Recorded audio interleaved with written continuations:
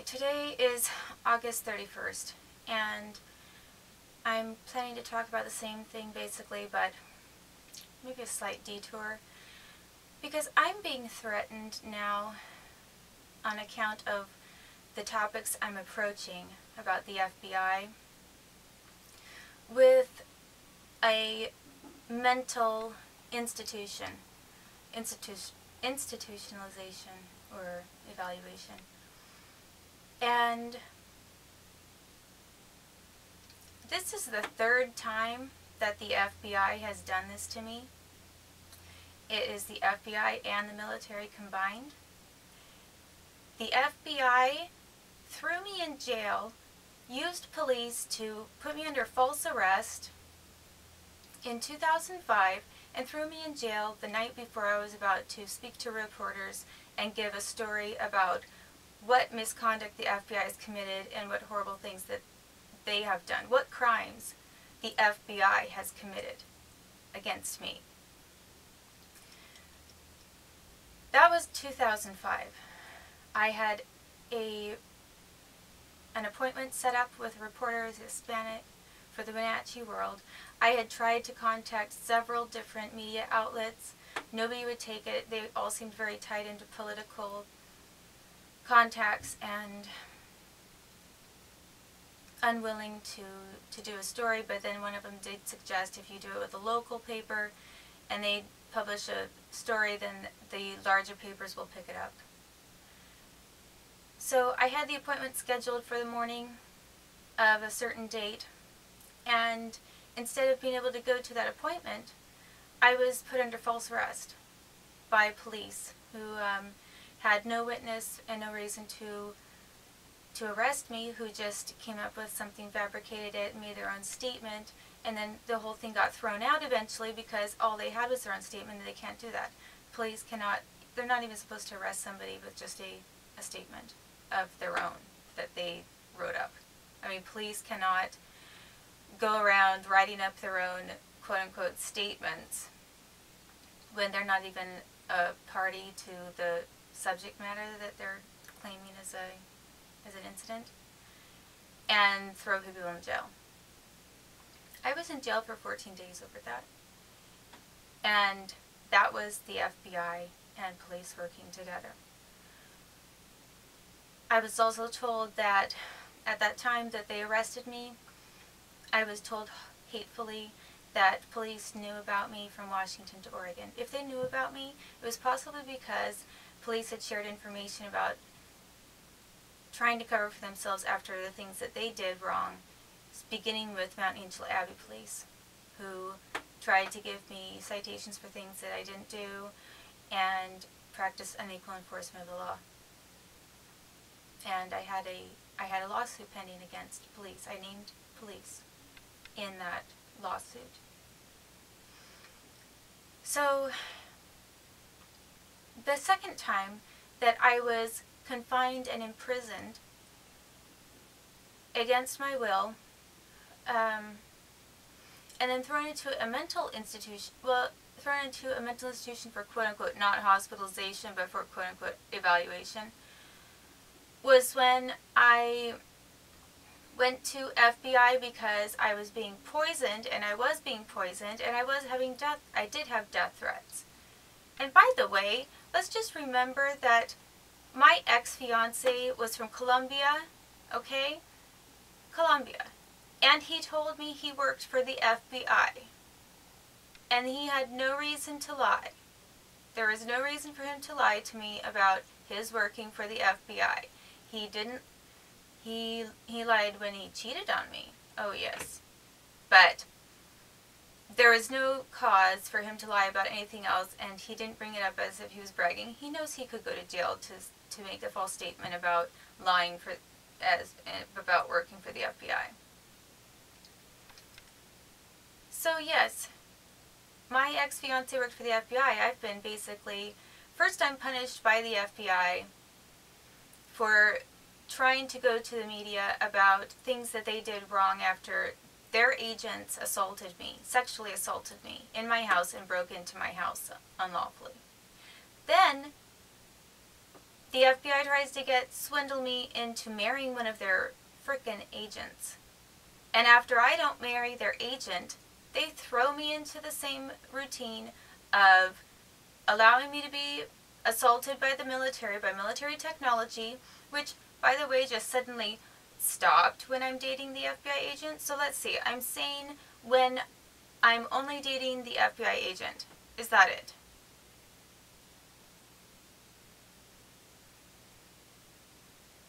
So I'm crazy if I don't have sex with the FBI agent. But if I do have sex with the FBI agent, I'm in my full right mind. And in fact, let's get this woman married.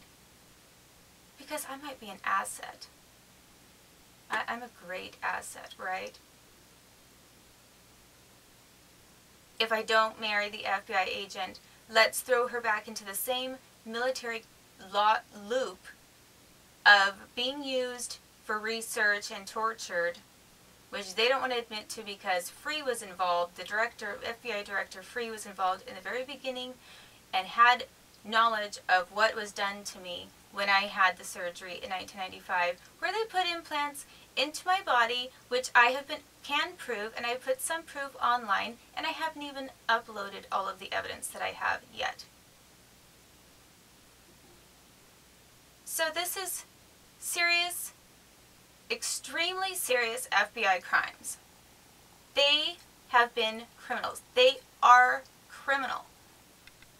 Show me somebody that works for that department that is not a criminal, or that is not taking orders and following blindly like a frickin' sheep.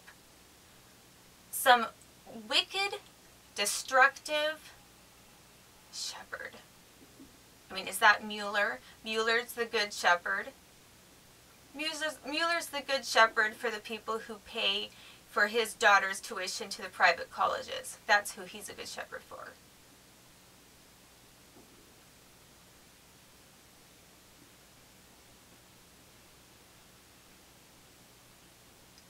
So the second time, as I was saying, that the FBI used unlawful imprisonment to keep me from talking was after I had been to a DEA office. And I went there saying, you know, I think I need some kind of witness protection because I'm not going to give you any information. I don't have a lot of information on anything, but I'm being stalked. And I was with somebody who was from Colombia, and I feel that, you know, given the death threats that I'm receiving, I feel that maybe there's something you could do. And instead, this man, Brad Ohl, the DEA agent, totally corrupt man, called up my mother, threatened and intimidated her, probably got her to say that I was kind of crazy or whatever, and he comes back with his, he tells me he has a psychological degree. Really interesting, because I can go into a whole thing about where he's from and why he suddenly arrived in Tennessee from Florida, but that's another story.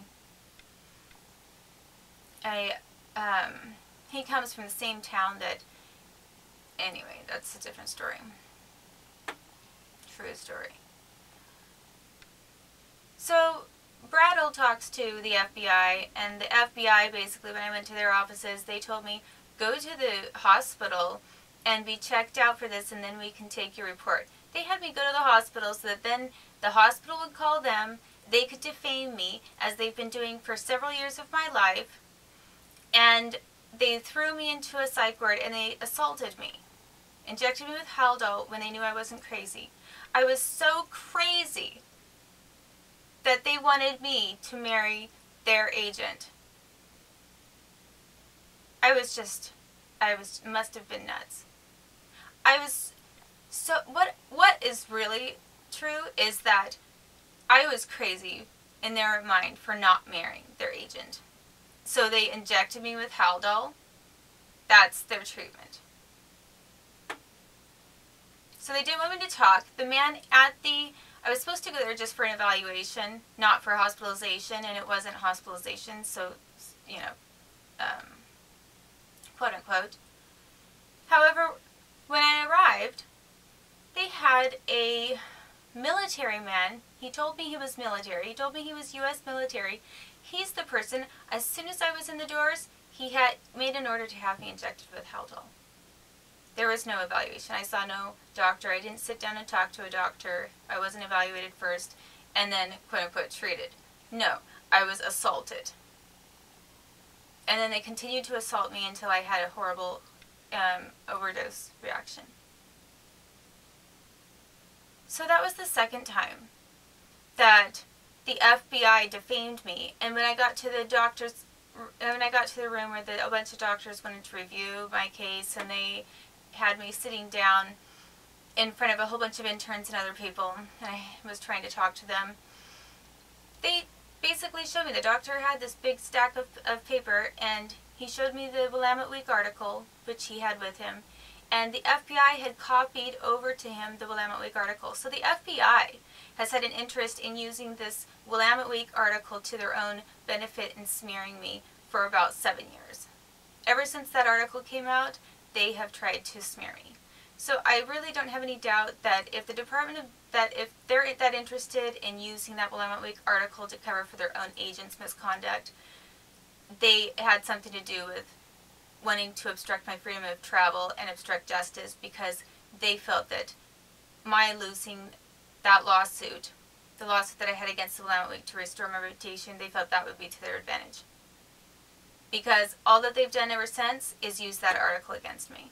They used it against me when I went to Canada for political asylum. And by the way, let's remember that I went to Canada for political asylum. And look at how well I've been treated ever since by this country. So they've used it. I know for absolute certainty that the FBI gave Canada the Willamette Week article to use against me to try to smear me, along with their own claims and false reports. They used it in Tennessee to try to smear me to doctors. And now, as of today, my father tells me that he called a man in, and this man is going to come out and do a mental evaluation of me. And I looked at my dad. My dad has these huge raccoon eyes. He has huge, like, deep impressions in his eyes and huge dark circles. It's not normal. It's not from lack of sleep. And when I walked outside today and he was mowing the lawn, it was like I was walking into a Navy sonar field. I mean, I don't know what it was, but it was some kind of, it's like basically anybody who walked outside into the property in a certain zone from about my house to basically where my dad was mowing the lawn. And it was sort of a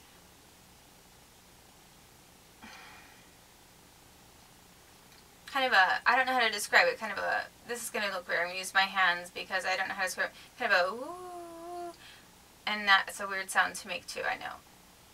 Sounds really weird. But it was like a sonar type of an effect. And I asked my dad, because he got into the house, and he started, basically, I almost went deaf for a few seconds while walking through that. And then I got to my parents' house, and then, you know, my ears, I'm trying to pop my ears and everything. My dad comes in from mowing the lawn. I didn't say one word to him first about, you know, are your ears okay, or anything like that. No, the first thing he did is sit down, and he, like, starts messing with his ears. Because obviously it was affecting him too. There's no way that it didn't affect him. So he's telling me that he called a mental health professional. And I said, oh, and I said, really? Right before I'm about to make I state that I'm intending to make my post about the FBI, because I'm about to get into what the FBI did. And I said, you, and he's like, I made the call, and I decided to have him come out to talk to you. And I said, for what? Because I'm fasting